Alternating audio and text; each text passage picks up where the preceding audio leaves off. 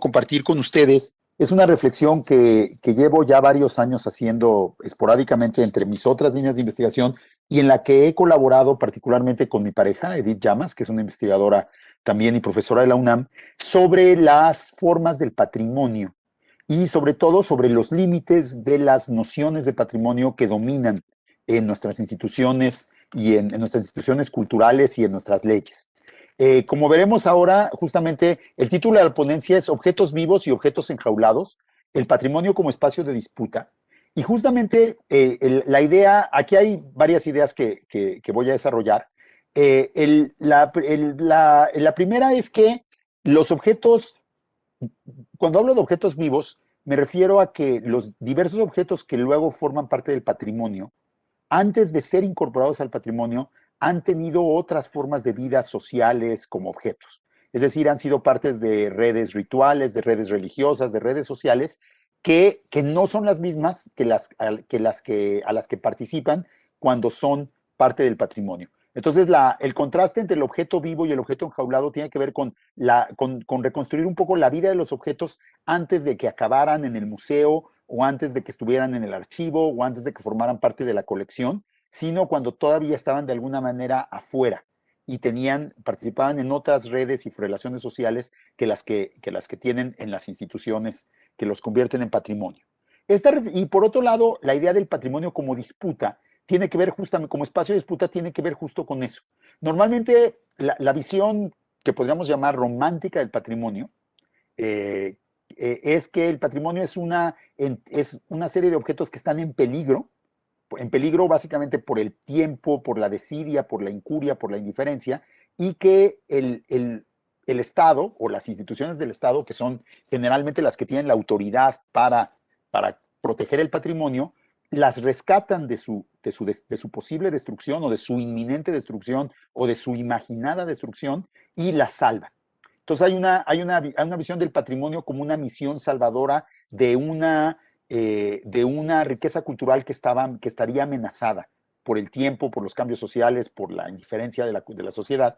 Y esto no siempre es cierto. Muchas veces lo que construye patrimonio, en realidad, al construirse el patrimonio, en realidad las autoridades estatales, las instituciones a cargo, el marco legal, no llegan a rescatar algo que estuviera olvidado o abandonado, sino muchas veces llegan a arrebatar el control de estos objetos y de estas piezas que son consideradas que merecen ser parte del patrimonio, arrebatarles el control a otros miembros de la sociedad que tenían relaciones con esas piezas y que no necesariamente las estaban destruyendo o las estaban deteriorando, sino que le estaban dando los usos que tenían sentido en su contexto social. Y como veremos en el caso de los dos ejemplos de hoy, este arrebatar es un acto de despojo y es un acto de violencia, en que las instituciones o personas que hablan a nombre del patrimonio o que patrimonializan los objetos, en realidad lo que están haciendo es imponer sus valores, sus ideas,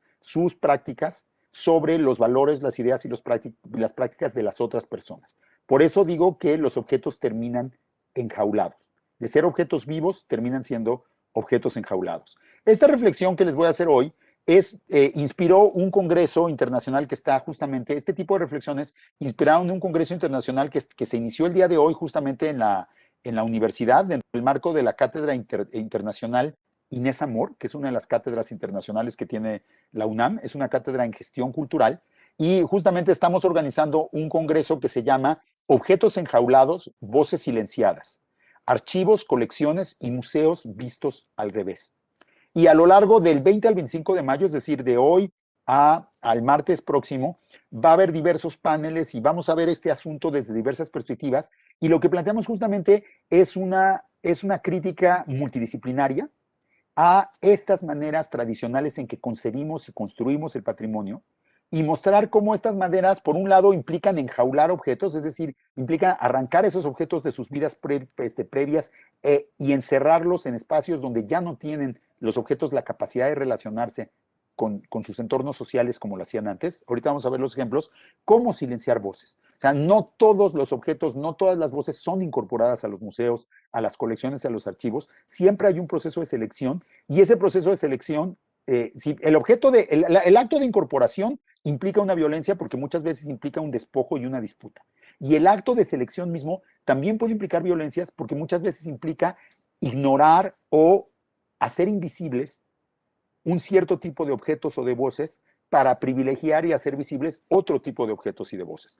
Y en un país como México, que está atravesado por racismos y desigualdades, estas voces silenciadas muchas veces son las de las poblaciones racializadas, las de las poblaciones marginadas, que justamente no se consideran no se considera que sus voces tienen el mismo valor que el de otros grupos de la sociedad. Entonces, como la reflexión que les voy a plantear hoy es parte de este proyecto más amplio de crítica a la manera en que hemos concebido y concebimos el patrimonio en México y en el mundo, porque digamos, en México tenemos una versión particularmente burocrática y cerrada del patrimonio, que tiene que ver con la cultura institucional de las instituciones que custodian el patrimonio, que es una cultura muy autoritaria, muy caciquil, muy feudalista, muy priista, en el peor sentido de la palabra, pero en todo el mundo estas disputas suceden. O sea, no son exclusivas de nuestro país. Entonces, para hablar de la naturaleza de estas disputas, les voy a hablar hoy de dos objetos que han tenido una larga historia y que, por su larga historia, han tenido varias vidas. Y finalmente, en un caso, la Coatlicue, que es la pieza que se exhibe, la pieza arqueológica que se exhibe en la Sala Mexica del Museo Nacional de Antropología, digamos que ese objeto ya quedó enjaulado, aunque de todas maneras ni siquiera este enjaulamiento ha impedido que la Coatlicue siga teniendo vidas alternativas. Entonces la Coatlicue sigue siendo un objeto que es disputado por diversos grupos que le dan significados y que le dan vidas diferentes. Y el otro objeto del que voy a hablar es el Niñopa, que es un niño dios muy famoso de Xochimilco, uno más de los cientos de niños dioses que viven en Xochimilco, y que el Niñopa desde los años 70 ha sido objeto de una disputa entre las comunidades locales de Xochimilco, la burocracia eclesiástica de Xochimilco, es decir, la Iglesia Católica, y el Instituto Nacional de Antropología, que demanda custodia sobre el Niñopa, considerado un objeto histórico. Y como vamos a ver cómo, tras 30 años de disputa, bueno, desde los 70, casi 40 años de disputa, casi 50 años de disputa en realidad, la naturaleza misma del Niñopa sigue sin quedar definida. Es decir, el Niñopa sigue siendo cosas diferentes en los contextos diferentes en que vive como objeto. Entonces, lo que vamos a ver también es lo que la presentación que les voy a hacer hoy también sigue las líneas de reflexiones recientes en la historia del arte y en la antropología que hablan justamente de la vida social de los objetos, ¿no? Que nos dicen que los objetos no son solo entes pasivos, sino que también, como forman parte de redes sociales, los objetos pueden llegar a tener vida dentro de esas redes sociales y a actuar, a hablar, a tener agencia, es decir, a poder influir sobre los demás participantes de sus redes sociales. Y justamente la noción de patrimonio, en cambio, parte de una noción, de una visión completamente diferente de lo que son los objetos, de una ontología diferente, por utilizar un término que se utiliza mucho en antropología recientemente, una definición diferente de las formas de ser de los objetos, que los ve únicamente como objetos históricos que son objeto de estudio científico y de protección patrimonial. Entonces, lo que está en juego cuando hablo de vidas de los objetos, son maneras diferentes de existir de los objetos mismos. Y la premisa de toda mi presentación es que la definición científica materialista de los objetos no es la única verdadera, ni tiene por qué primar sobre las otras, y que de hecho no prima. O sea, finalmente, lo que los arqueólogos y los historiadores del arte dicen sobre la Coatlicue, sobre el Niñopa, no impide que muchos otros sectores de la sociedad mexicana piensen y se relacionen con el Niñopa o la Coatlicue de maneras completamente diferentes a la idea de un objeto histórico y un objeto antropológico. Y, a mi juicio, el decir que la posición patrimonial oficial es científica y las otras son cualquier otra cosa, es una falsedad. O bueno, o sí puede ser que la posición oficial sea científica, pero eso no significa nada, ¿no? Así como, pues, porque finalmente no invalida las otras formas de ser del objeto. Y espero demostrarles eso. Entonces, bueno, empecemos con la Coatlicue, porque esta escultura mexica ha sido, sin duda, una de las principales objetos de disputa de la arqueología y la historia del arte y la cultura mexicana de los últimos 200 años. La Coatlicue, conocida originalmente como Teoyamiki, fue descubierta a finales del siglo XVIII de manera accidental en las obras de remodelación de uno de los edificios del centro histórico y apareció junto con otro vestigio, con otra pieza, con otra escultura muy famosa también, que es la llamada Piedra del Sol. Cuando aparecieron, eran, no olviden que esto es casi 250 años después de la conquista, y durante todo el periodo colonial, todos lo que nosotros ahora llamaríamos vestigios arqueológicos del pasado prehispánico, que es finalmente la definición científica que tenemos de estos objetos, eran considerados antes, durante el periodo colonial, objetos idolátricos cargados de fuerza demoníaca. Se consideraba que habían sido objetos de un culto al demonio y que todavía tenían en sí mismos un poder contrario a la religión católica, que podían ellos mismos, con su fuerza sagrada demoníaca, convencer a los indios o hacer caer a los indios en la idolatría, en el pecado y en la perdición.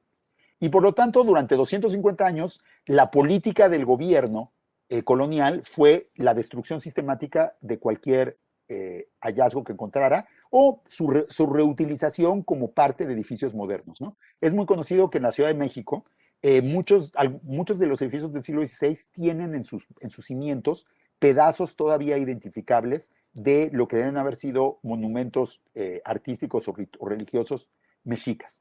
Entonces, esta reutilización o la destrucción eran legítimas, pero los objetos en sí mismos eran considerados demasiado peligrosos.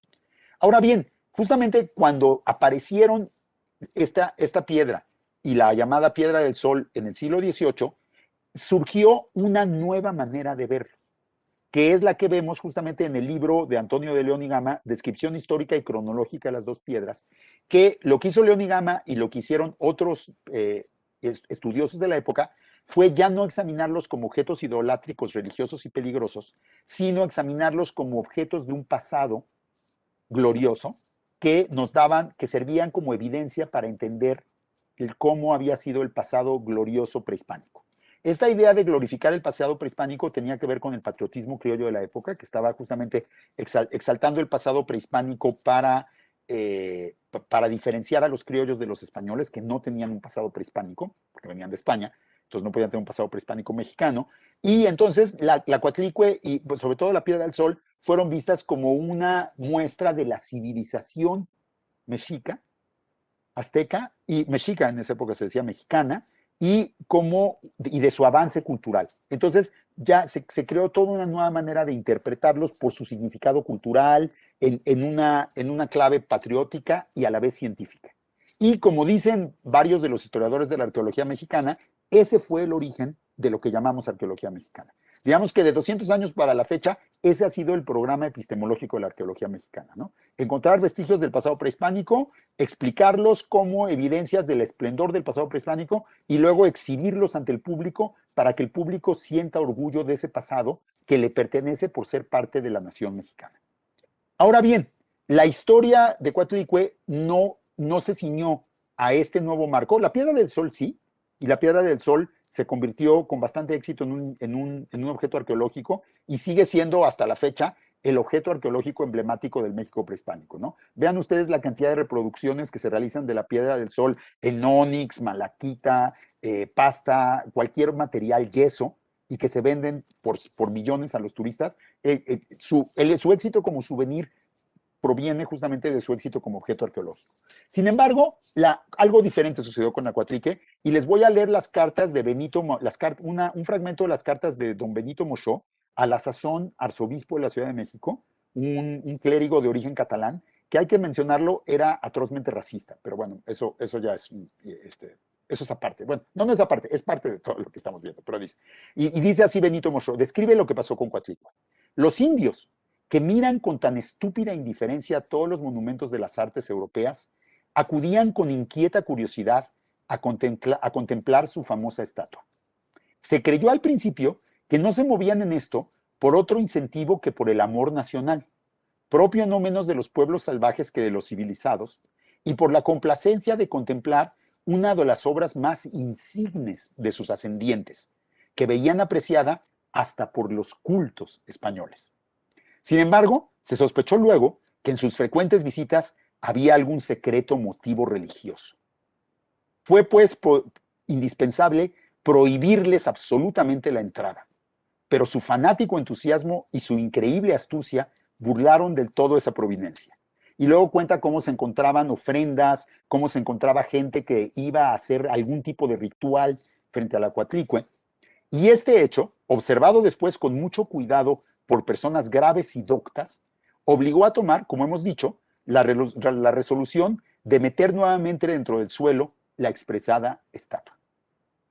Es decir, en el momento en que la Coatlicue, que se exhibía en la Universidad Nacional, lo mismo que el calendario azteca o que la Piedra del Sol, en el momento en que se vio que la Coatlicue establecía relaciones o que los habitantes de la Ciudad de México establecían relaciones con la Coatlicue que no eran las que los doctos criollos querían que se estableciera, la decisión fue interrumpir completamente cualquier tipo de relación y volver a enterrar a la Coatlicue.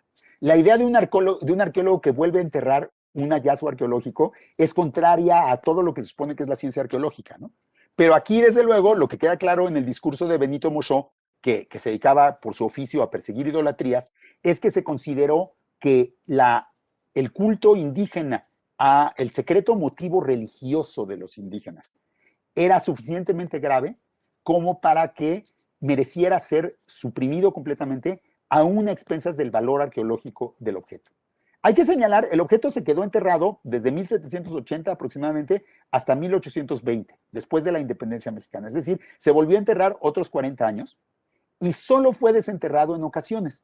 Por ejemplo, cuando el barón von Humboldt, que desde luego no era un estúpido indiferente ni era miembro de un pueblo salvaje, sino que desde luego como buen blanco era una persona civilizada, era una persona culta, era una persona docta y grave y docta, que son las virtudes que los blancos se atribuyen a sí mismos. Él, pues para Humboldt sí se desenterró la Coatlicue para que él la pudiera ver. Desde luego, si un estúpido indiferente indígena salvaje y todo eso hubiera pedido que se desenterrara la Coatlicue, pues le hubieran dicho que de ninguna manera, ¿no?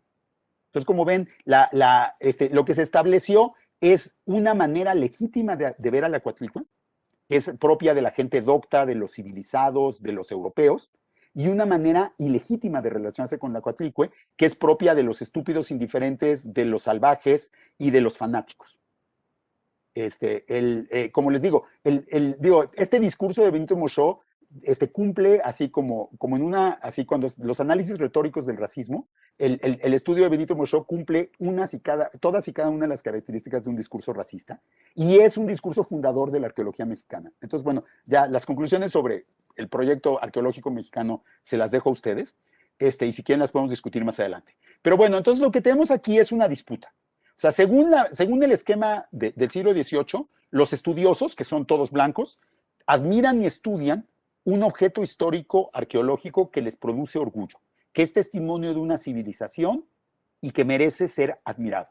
En cambio, los indios salvajes y fanáticos, ignorantes y todas estas cosas que siempre, todos esos objetivos que les propinan, idolatran o adoran, es decir, realizan actos ilegítimos ante un objeto que no es legítimo, es un ídolo prehispánico. Entonces, digamos que la arqueología, desde su nacimiento, se presenta como en contraposición con esta idolatría. La arqueología es de la gente que sí sabe ver los objetos, mientras que hay otro tipo de gente que no sabe ver los objetos. Es muy interesante cómo Mochó no dice qué tipo de ritual religioso realizaba la gente que se aproximaba a la Coatlicue. No dice si sacrificaban seres humanos frente a ellos. No dice si se pinchaban la lengua para extraerse sangre. No dice si bailaban mitotes. No dice si le rezaban. No dice si le prendían veladoras. Es decir, no da ninguna descripción concreta del culto. Pero es impresionante cómo todos los estudiosos, desde entonces, incluidos Eduardo Matos Moctezuma y Leonardo López Luján y muchos doctos autores que han escrito sobre esta disputa, dan por sentado que los que se aproximaban a la Coatlicue para adorarla, la estaban adorando como una deidad prehispánica. Y eso es una cosa que todo el mundo ha dado por sentada, sin ninguna evidencia concreta, pero todo el mundo ha dado por sentado que los indios tenían que ver a Coatlicue como una de sus antiguas deidades y que por ello idolatraban, es decir, volvían a caer en el antiguo pecado que habían cometido contumazmente durante miles de años antes de la llegada de la Santa Fe y de la religión y de todas las cosas buenas a América en 1500, a México en 1521, ¿no? Esto a mí me impresiona porque no hay ninguna evidencia de que la vieran como un ídolo prehispánico. Y por otro lado, no hay que olvidar que esto es 250 años después de la conquista. Entonces, digamos que las personas que se aproximaban a Coatlicue habían sido evangelizadas o convertidas forzosamente al cristianismo 250 años antes, lo cual, si cada generación dura 25 años, 10 generaciones antes. Es decir, eran bisnietos de bisnietos de bisnietos de personas católicas. Y aún así, todos damos por sentado que, que adoraban a la Coatlicue como una deidad prehispánica. La posibilidad de que lo que hayan adorado es a la Coatlicue como una hierofanía cristiana, es decir, como una figura religiosa católica o cristiana, nunca nadie la ha planteado. Aquí obviamente lo que hay es una definición ontológica que tenemos de los indios, ¿no? Los indios, para los españoles, los indios eran idólatras contumaces y no importaba que hubieran sido convertidos generaciones atrás, siempre estaban bajo sospecha de regresar a su antigua idolatría. Por eso la Inquisición, bueno, no la Inquisición, por eso la Iglesia los tenía que custodiar como menores chiquitos, por eso no podían ser sacerdotes, por eso siempre estaban sometidos a sospecha y custodia, porque siempre podían volver a la idolatría. Esto no obedecía a ninguna realidad de que sepamos que los indios querían volver a la idolatría. Obedecía a una concepción racializada de los indios como seres innatamente idólatras. Por su naturaleza eran idólatras. Y la posibilidad entonces de la hierofanía cristiana, bueno, lo que es muy interesante es que la antropología mexicana ha retomado esta visión esencialista de los indios y considera que los indios, y eso es clásico de la antropología mexicana hasta el siglo XXI, de la mayoría de la antropología mexicana y de la historia de los pueblos indígenas, consideran que las culturas indígenas tienen como referente fundamental su pasado prehispánico y suelen identificar la identidad de estas culturas indígenas con una continuidad histórica. Entonces, en la lógica de la antropología moderna, también suena natural pensar que si los indios se acercaban a Coatlicue es porque su antigua cosmovisión o el núcleo duro mesoamericano o el México profundo los hacían mantener una religiosidad prehispánica que los vinculaba con Coatlicue. Ahora bien, la otra posibilidad, la de que se acercaran a Coatlicue como si Coatlicue fuera una figura católica, tiene elementos a favor que casi nadie considera. Y de hecho, en los casos que sí son más recientes, pero bueno, estamos hablando de 100 o 200 años más, o sea, que son del siglo XX y que son los que están documentados. Generalmente, cuando una comunidad campesina o indígena encuentra lo que Lina llama un vestigio arqueológico, bueno, ha habido varios casos, más bien lo que se le dedica es un culto como una imagen católica. Quizá el caso más famoso de esto es el llamado Señor de las Limas, que está ahora en el Museo Arqueológico de Jalapa y que tiene la etiqueta objeto olmeca del preclásico temprano, pero que cuando fue encontrado por la comunidad de las Limas en Veracruz en los años 50, como es una figura sedente que tiene un bebé en los brazos, la comunidad dijo que era una imagen de la Virgen María con el niño y la puso en su iglesia, la montó a su altar y le rindió culto como la Virgen María con el niño. Entonces, digamos que esto es 150 años después casi 200 años después de Coatlicue, estoy de acuerdo, pero insisto, o sea, no podemos dar por sentado absolutamente que los indios que se aproximaron a Coatlicue en el siglo XVIII la vieran como un objeto religioso prehispánico. También existe la posibilidad de que la vieran como un objeto religioso cristiano. Y por otro lado, también existe la posibilidad de que la vieran como un objeto, como sucede en otras comunidades campesinas e indígenas en México, que la vieran como un objeto cargado de una energía dañina, porque muchas veces lo que nosotros vemos como vestigios arqueológicos son interpretados como huesos o partes de seres del pasado. Y en general, en muchas culturas indígenas, desenterrar muertos o desenterrar seres que han vivido antes es un acto profundamente peligroso, porque estos restos de seres del pasado pueden tener una fuerza sagrada negativa que le haga daño a las personas. Entonces, a lo mejor lo que hacían los indígenas acercándose a Coatlicue no era, lo más probable es que no fuera darle culto a una deidad prehispánica, porque ¿cómo podían ellos saber de una deidad prehispánica después de 250 años de conversión religiosa, intolerancia religiosa y prohibición de cualquier información sobre la religión prehispánica? Existe la posibilidad de que la vieran como una figura religiosa católica o que la vieran como un resto peligroso al que había que, de alguna manera, propiciar para que hiciera menos daño. Lo más interesante es que eso va a quedar siempre en el misterio, porque a los estudiosos, a las personas doctas, a los hombres civilizados, a la gente de bien, nunca le interesó entender las motivaciones de los indígenas. No las tenían que entender para condenarlas. Ya estaban de antemano equivocadas, pues porque eran salvajes. Ya vimos todos los adjetivos que les propina Mosho, ¿no? Salvajes, fanáticos, engañosos, ignorantes, indiferentes. Entonces, pues, no valía la pena siquiera considerar qué es lo que ellos querían hacer con Coatlicue, porque de antemano estaba equivocado lo que ellos quisieran hacer. Y eso, a la fecha, sigue siendo el programa epistemológico de la arqueología mexicana. O sea, la arqueología mexicana no le reconoce ninguna validez a las interpretaciones locales del sentido de lo que llama vestigios arqueológicos. O sea, lo que la gente del pueblo de al lado piensa sobre la pirámide es completamente irrelevante para el arqueólogo. La manera en que la gente del pueblo de al lado se relaciona con el monumento es completamente irrelevante para el arqueólogo. Porque justamente la idea de objeto arqueológico implica definirlo únicamente en función de un pasado que solo el arqueólogo controla y negar la existencia de cualquier otro vínculo con el presente que no sea el que el arqueólogo determina. Ya empiezan a ver las violencias que yo les decía que son constituyentes de la idea misma de patrimonio en nuestro país, ¿no?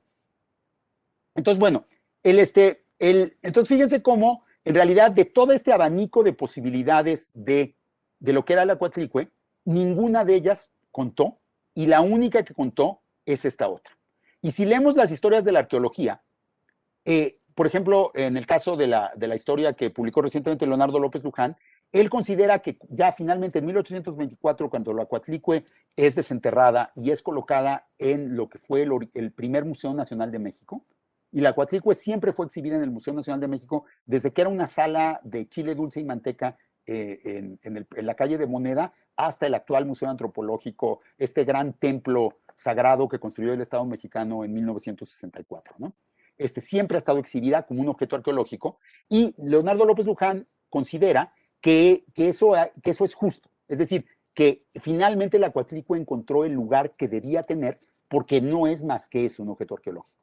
Y finalmente la arqueología y las instituciones lograron eliminar todas aquellas otras formas de relación porque de antemano estaban equivocadas.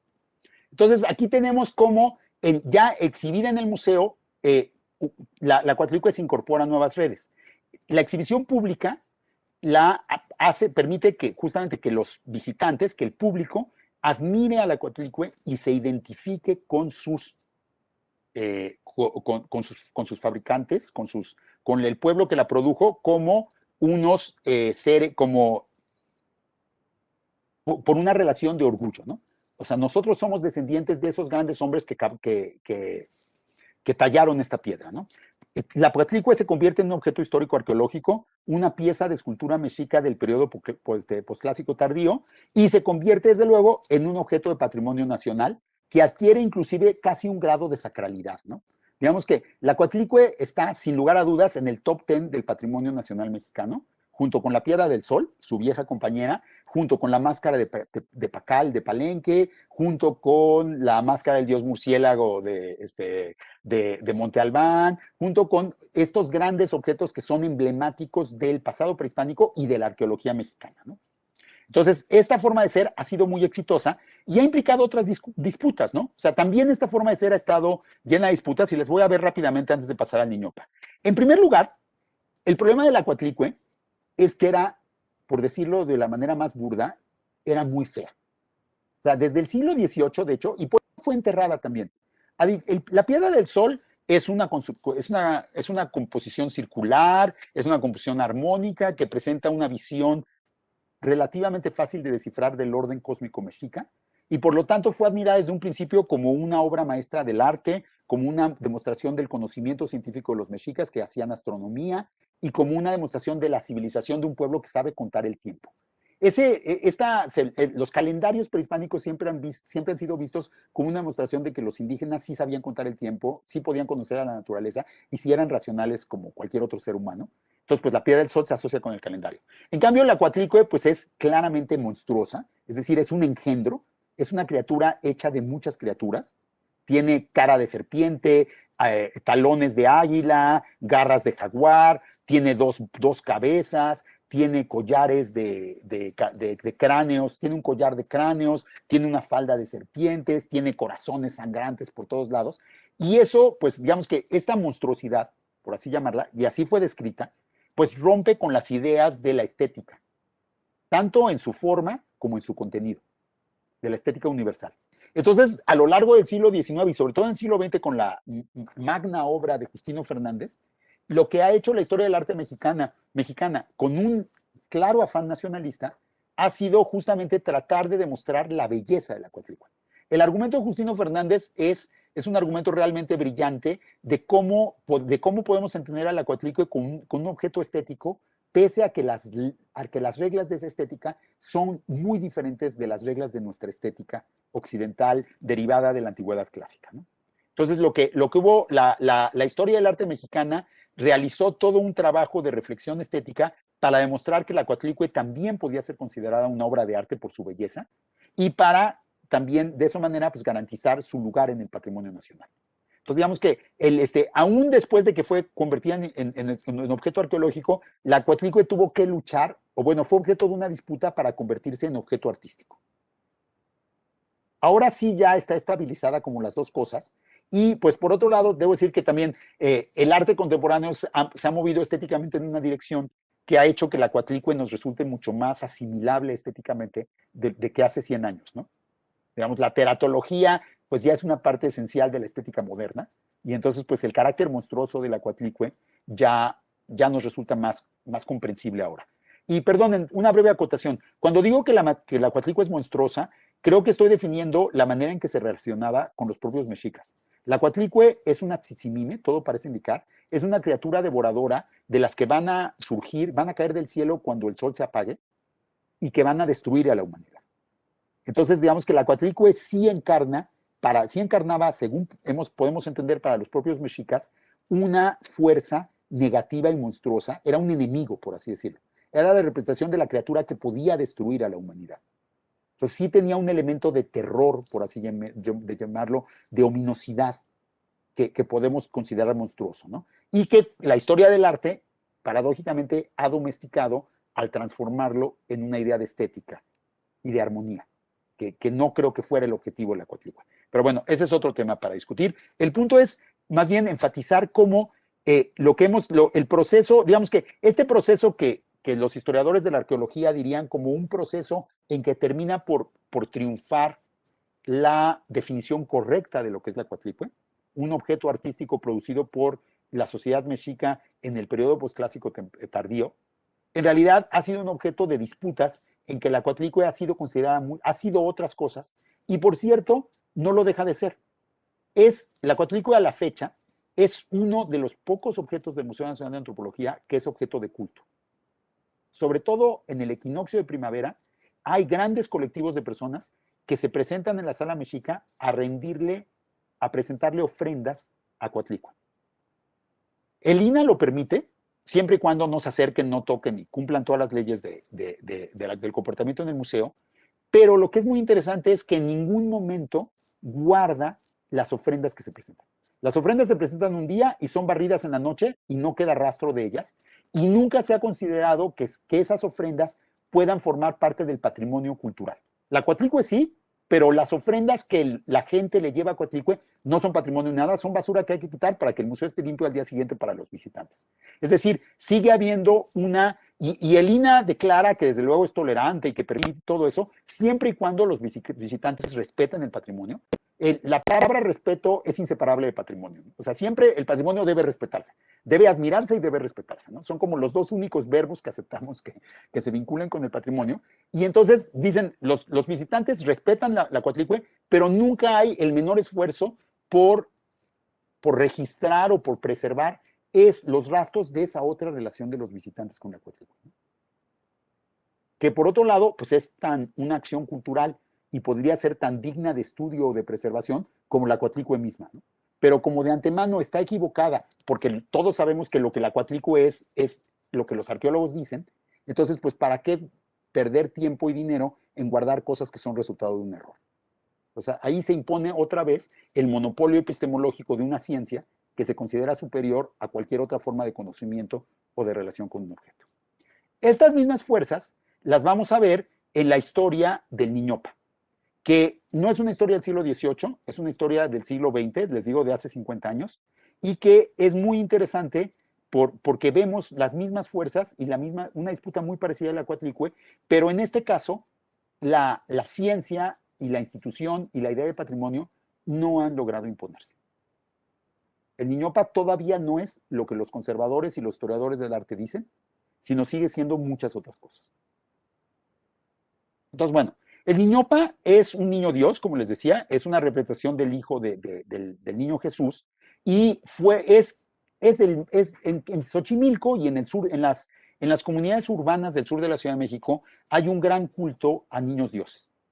Mucha gente, hay de hecho cientos de miles de dioses, de niños dioses. Mucha gente tiene niños dioses en su casa y los cuida particularmente. Y además en varios barrios y capillas hay niños dioses que son objeto de un culto colectivo, más que familiar. Y el Niñopa es el más famoso de todos ellos. Si ustedes hablan con cualquier persona oriunda de Xochimilco, aquí hay imágenes que hablan de la casa del Niñopa. El Niñopa, como es un objeto, es un niño dios, pero no es un objeto, es un niño dios. Perdonen por decir objeto. Ahorita vamos a ver quién dice que es objeto.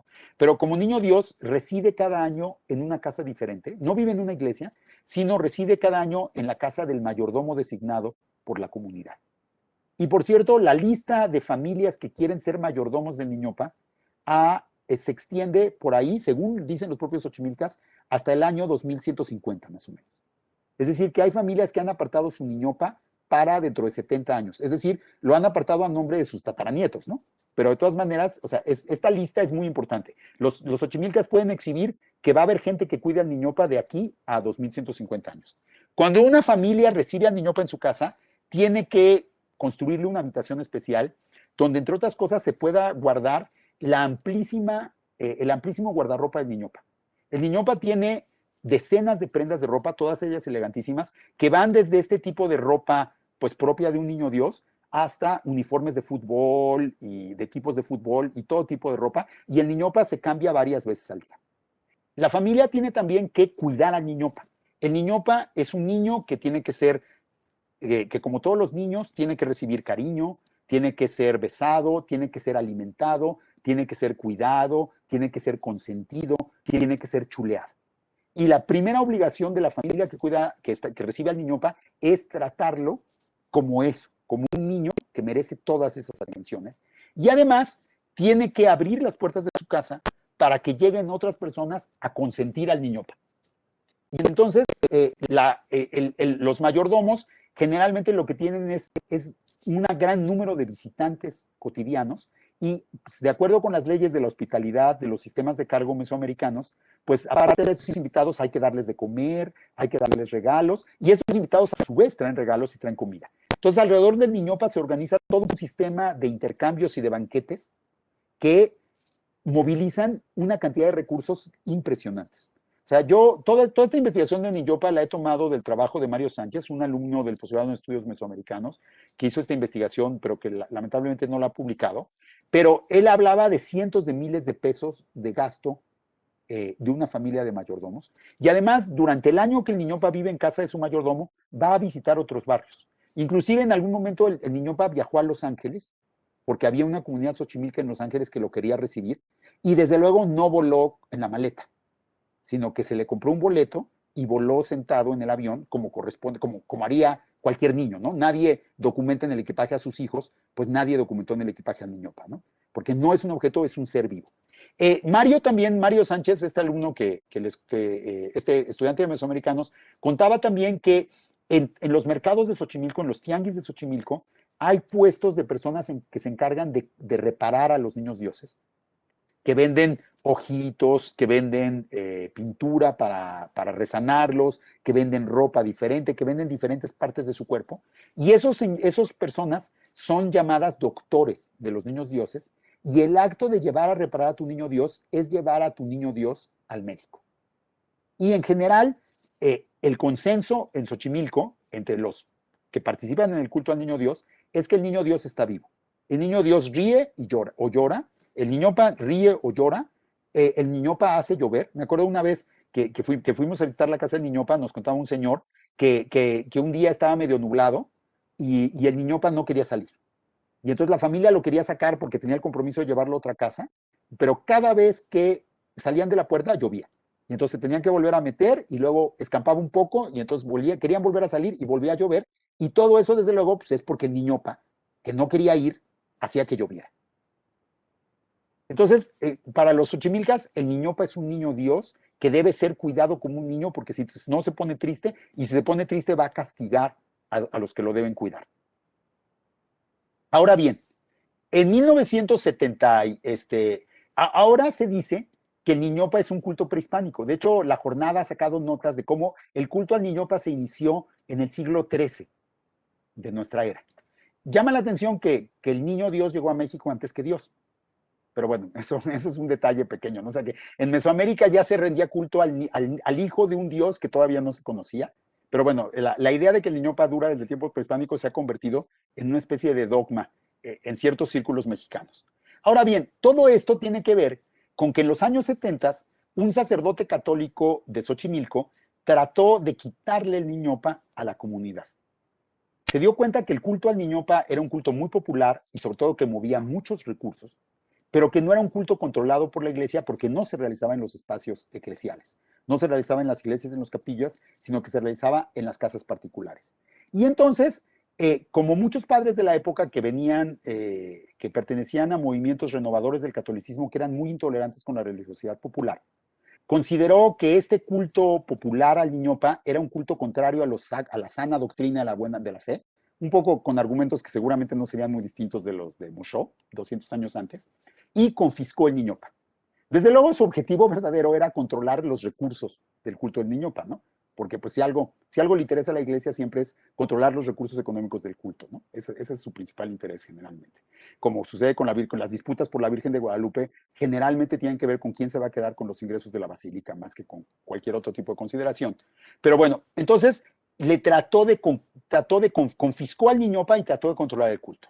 Y la comunidad se montó en armas, digamos, no literalmente en armas, pero sí se rebeló contra esta acción del cura y se inició una disputa por el control del niñopa que terminó en los tribunales mexicanos.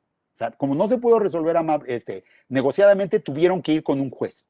Y entonces el juez dictó una sentencia muy peculiar. Dijo, en primer lugar, le dio la razón a la comunidad.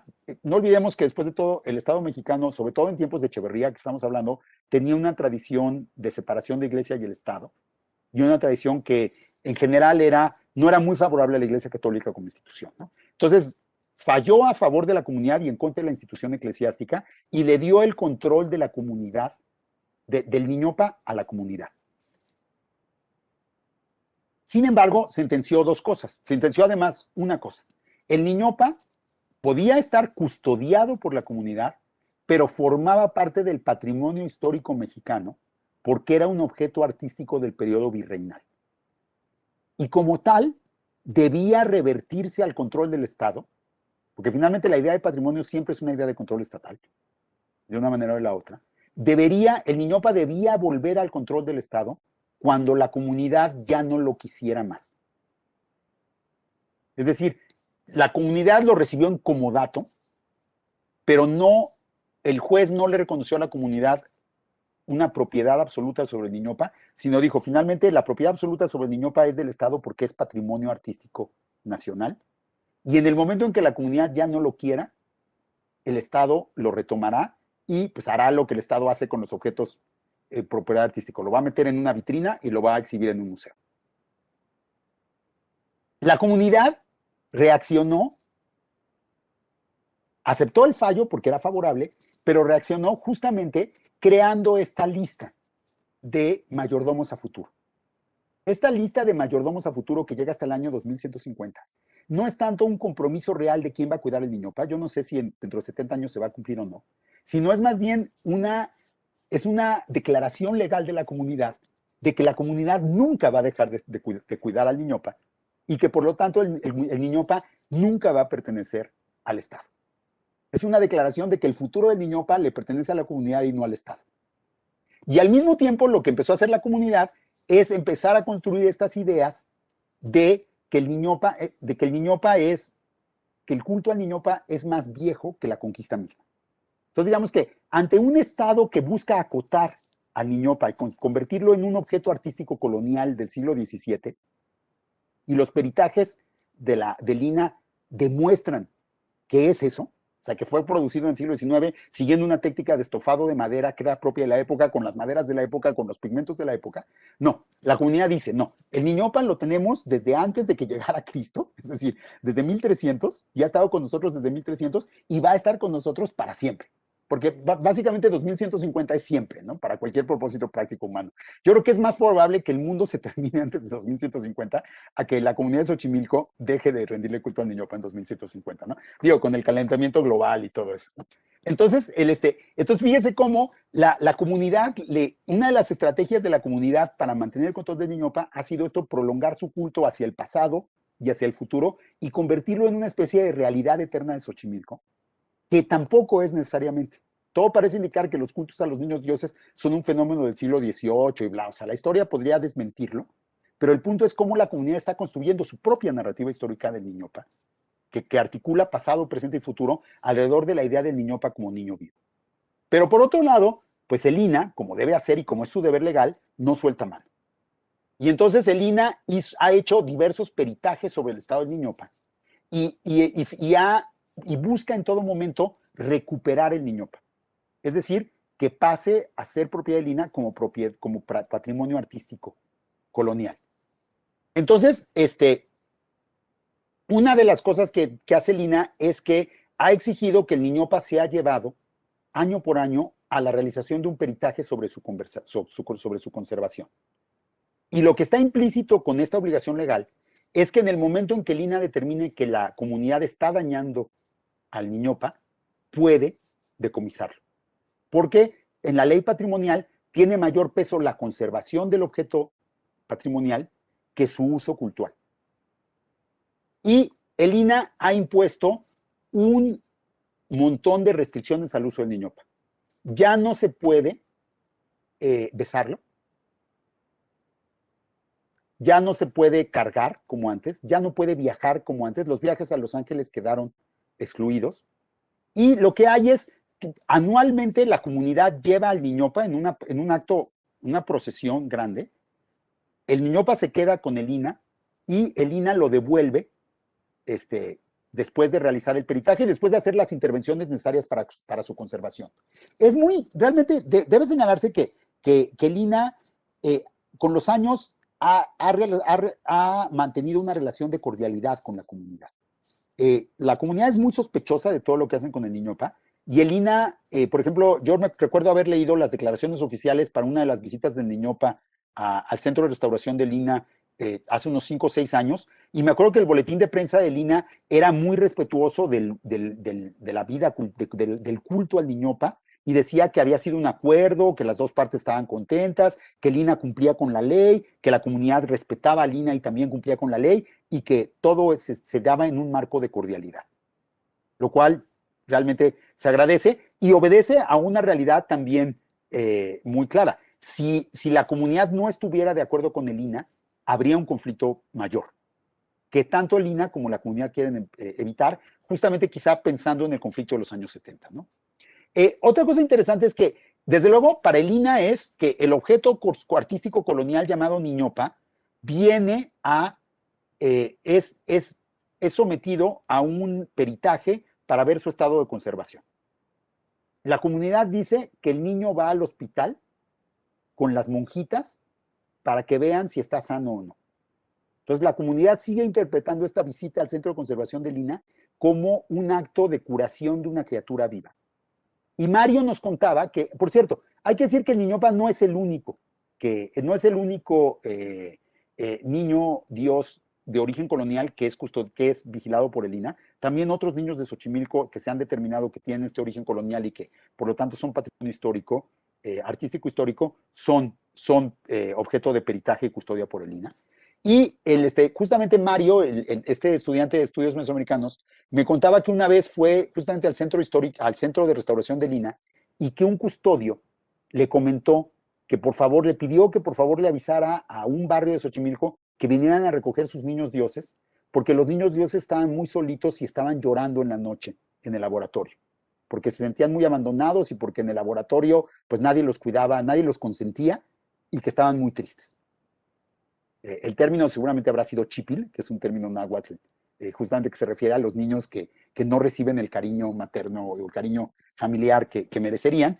Y entonces, a mí lo que me llama la atención de esto es cómo la visión científica de Lina, la visión institucional y científica de Lina, basada en la definición de objetos históricos que tienen una fecha de creación, que tienen una materialidad concreta, que deben ser custodiados y guardados de acuerdo a cierta lógica, esta visión no solo no se ha impuesto en la comunidad de Xochimilco. O sea, el INA no creo que logre convencer a los xochimilcas que el Niñopa no está vivo y que el Niñopa es, en efecto, un objeto colonial del siglo XVII, y no importa cuánta ciencia haya detrás de eso, sino además que los propios empleados del INA, en este caso el custodio, tampoco creen necesariamente en el discurso científico que fundamenta el patrimonio. Y esto lo digo no para decir que el discurso científico sea falso. No creo que sea falso. O sea, yo creo en efecto que es demostrable que el Niñopa fue producido en el siglo XVII utilizando las técnicas de estofado de la época y con los materiales de la época.